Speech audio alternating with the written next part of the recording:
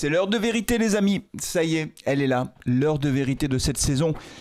Ce match face au Havre, 25e journée du championnat de France de Ligue 1, a une importance toute particulière puisque vous le savez, nous sommes en position de relégable depuis la dernière journée et c'est le Havre qui nous est passé devant. Et donc pour l'AS Saint-Etienne, l'enjeu est considérable et la victoire est obligatoire. Je vais y venir dans quelques instants, on se retrouve évidemment pour l'avant-match. Mais autant vous le dire tout de suite, même un match nul ne nous suffira pas puisque nous sommes derrière le Havre et qu'un match nul mécaniquement nous laisserait derrière le Havre. Il faut absolument gagner ce match au Havre, ce sera très difficile parce qu'après derrière on se déplace à Montpellier, ce sera difficile et après on reçoit Paris et après on se déplace à Lens et après on reçoit Brest, bref. Vous voyez le calendrier qu'on a devant nous alors qu'on est dans la dernière ligne droite du championnat et qu'on est dans une situation très difficile. Alors avant de rentrer dans les détails de cette rencontre, je voudrais quand même dire un mot de soutien à Dylan Batubinsinka qui a été agressé à l'issue du match face à Nice par, alors j'allais dire un supporter, bah non c'est pas un supporter parce que quand tu es supporter de la SS tu n'agresses pas les joueurs, ce n'est pas possible en fait, c'est une honte et alors d'après ce que j'ai compris il voulait signer un autographe et puis le gars s'est jeté sur lui, dépôt de plainte, donc plein soutien à Dylan Batubinsinka, c'est inacceptable, même si l'équipe va mal, même si les résultats ne sont pas là, évidemment on ne s'en prend pas à l'intégrité physique des joueurs, c'est une folie furieuse et puis même les insultes ça ne change rien, ça ne résout rien et donc la seule solution qu'on a c'est d'être derrière l'équipe pour essayer de rester en Ligue 1. Ça ne m'empêche pas moi d'être critique sur les joueurs quand ils jouent mal, de dire qu'ils jouent mal, que ça va pas, qu'ils n'ont pas le niveau, que les dirigeants font ceci ou cela, mais vraiment là c'est une limite qui a été franchie qui est complètement inacceptable et voilà, donc je voulais le dire avant de démarrer cet avant-match. Donc on se retrouve les amis pour cette rencontre face au Havre. Alors c'est une rencontre de fou en réalité parce que les deux équipes sont dans des situations très difficiles, même si le Havre est plutôt sur une dynamique légèrement plus positive que nous parce que sur les 5 derniers matchs ils ont gagné 2 fois, ils ont gagné à Lille et ils ont gagné à Lens et ils ont fait un match nul à domicile, donc ils ont marqué 7 points sur les 5 derniers matchs alors que nous on a marqué qu'un point et c'est pour ça qu'ils nous sont repassés devant, c'est à dire que pendant qu'ils marquent 7 points nous on n'en marque qu'un seul et si le Havre nous bat puisqu'ils ont 1 point d'avance, ils ont 20 points, nous on en a 19, ça veut dire qu'ils nous prendraient 3 points de plus, donc ils auraient 4 points d'avance avec en plus un goal average favorable. Alors là on serait complètement décroché, c'est pour ça que la défaite est interdite, mais comme je le disais en début de vidéo, même un match nul ça ferait pas nos affaires puisque on resterait derrière le Havre et après on irait se déplacer à Montpellier avant de recevoir Paris. Honnêtement c'est victoire impérative et ce sera difficile. Alors même si le Havre est une mauvaise équipe à domicile, c'est la plus mauvaise équipe à domicile, il n'y a pas pire. Mais par contre, la plus mauvaise équipe à domicile reçoit la plus mauvaise équipe à l'extérieur, Saint-Etienne. C'est-à-dire que nous, on est les derniers au classement à l'extérieur et eux, ils sont les derniers à domicile. Vous voyez le niveau du choc en quelque sorte. On en rirait presque si c'était pas dramatique pour nous. Mais il n'en reste pas moins qu'il faudra évidemment, bien sûr, se méfier. Je vous rappelle quand même que le Havre nous a battu à domicile 2-0 au match aller. Ça a été un premier choc quand même en début de saison de voir qu'on n'a pas été capable de battre le Havre à domicile. Je vous rappelle qu'on a encaissé un penalty, un de nos nombreux penaltys, et puis un deuxième but sur corner comme ça nous arrive régulièrement. Donc cette équipe du Havre sera difficile à manier. Rappelez-vous d'ailleurs qu'au match aller, l'AS Saint-Etienne avait eu la possession de balle. On avait eu 60% de possession de balle, on avait eu plus d'occasions, on avait fait plus de passes et on a été incapable de marquer un but et on en a pris 2.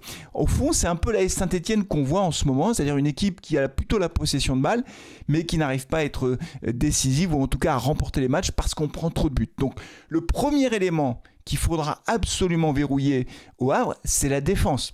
Et la défense, il y a Batubinsinka justement qui est suspendu pour un nouveau carton jaune et comme il y avait un sursis, il est suspendu. Ce qui va obliger Eric Orneland à revoir sa défense. Je vous donne mon prono. Je crois que j'ai la compo. Ah oui, je crois que j'ai la compo. Il est prévisible Eric Orneland. En même temps, il n'y a pas beaucoup de surprises à attendre. Alors je me trompe peut-être, mais je me lance. Alors dans les buts, ladies and gentlemen, nous avons Gauthier Larsonneur, pas de surprise. Michael Nadé sera titulaire, pas de surprise. Léo Petro sera titulaire à gauche, pas de surprise. À droite, nous aurons Masson et nous aurons bien sûr Bernauer dans l'axe. Vous avez vu, il a fait son entrée, alors ça fait 2 fois qu'il rentre en cours de match, mais là il est rentré dans l'axe pour remplacer Batubinsinka face à Nice. C'était à mon avis une façon pour Eric Orneland de le tester dans l'axe, voir si ça pouvait le faire ou pas. Et donc je suis prêt à prendre le pari. Bernauer sera titulaire au Havre aux côtés de Michael Nadé. Il n'y a pas beaucoup de surprises à attendre de ce point de vue-là. Et quoi revient? Alors ça c'est la bonne nouvelle, il est absent, enfin la bonne nouvelle, même s'il peut mieux faire, etc. Bon, moi je pense que c'est plutôt une bonne nouvelle. Et quoi sera titulaire? aux côtés de Benjamin Bouchouari, qui est vraiment indiscutable dans l'entrejeu stéphanois. Et je prends le pari qu'Emen Mouefek sera également titulaire pour la deuxième fois consécutive, plutôt à la place de Tardieu, plutôt à la place de Mouton. Il a fait une passe décisive face à Nice, c'est lui qui remet le ballon comme ça à Stassin, et donc je pense que Mouefek sera titulaire, et devant, là non plus, pas de surprise à attendre. Je pense que Cardona sera titulaire, même s'il n'a pas fait un très bon match. Irvine Cardona face à Nice, il n'est pas le seul, ça décharge. Davitashvili à gauche et Stassin devant. Donc on va démarrer avec ce 4-3-3 qui moi m'effraie. Mais j'ai vu dans la conférence de presse d'avant-match d'Eric Orneland qu'il a dit qu'il fallait garder nos principes malgré le mauvais classement, qu'il fallait, en gros, il fallait rien changer. Donc je pense qu'on ne changera rien. Et donc je pense qu'on sera toujours avec cette défense avec 4 défenseurs, 3 milieux de terrain et 3 attaquants.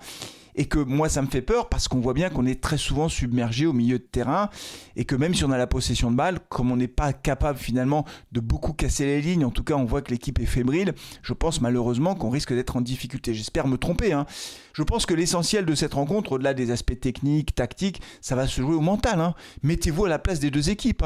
T'es le Havre, tu joues quoi? Tu joues le match nul ou la victoire? Je sais pas, je pense qu'ils vont plutôt jouer la victoire, mais en même temps un match nul ça fait aussi leurs affaires, ça fait tellement longtemps qu'ils sont relégables, là ils se retrouvent en position de barragiste, donc pour les joueurs la pression va être énorme pour les deux équipes, et que du côté de Saint-Etienne, on a vu lors des dernières rencontres qu'on n'est pas bien du tout dans la tête. L'équipe doute, on l'a vu face à Nice, et d'ailleurs Eric Orneland l'a dit en conférence de presse d'après-match, et il avait raison, on n'a pas su prendre des risques, jouer de l'avant, trouver les petits espaces, combiner, on a beaucoup fait de passes en retrait, comme l'AS Saint-Etienne d'avant trêve hivernale en fait. Et que donc du coup quand on joue comme ça, on n'est pas capable d'être très dangereux, on se crée peu d'occasions au fond. Et comme on prend toujours un ou deux buts et qu'on concède toujours peut-être un penalty ou quelque chose, ou un carton rouge, on est forcément en danger. Donc ce match est vraiment très très important. Et c'est dans la tête que ça va se jouer. Franchement, je ne sais pas ce que va faire le staff pour pouvoir mettre les joueurs en confiance, leur donner envie d'aller de l'avant. Mais je me trompe peut-être, et j'espère me tromper, mais je pense qu'on aura une équipe de Saint-Étienne qui sera un peu sur la défensive et qui aura du mal à prendre des risques, à aller de l'avant, parce qu'on aura tellement peur de perdre. Parce que si on perd, franchement, la Ligue 2, vraiment, elle est juste là en fait. Si on gagne, on n'est pas sauvé, mais si on perd, là, on peut se dire les choses. Et c'est la Ligue 2, sauf miracle incroyable. Mais c'est la Ligue 2. Quand tu vois le calendrier qui nous attend, c'est la Ligue 2 en fait. Donc les joueurs j'espère qu'ils ne joueront pas avec la peur au ventre, mais c'est quand même à craindre. Bon, il y aura 1000 supporters stéphanois qui vont faire le déplacement, donc bravo à eux par avance pour pousser l'équipe.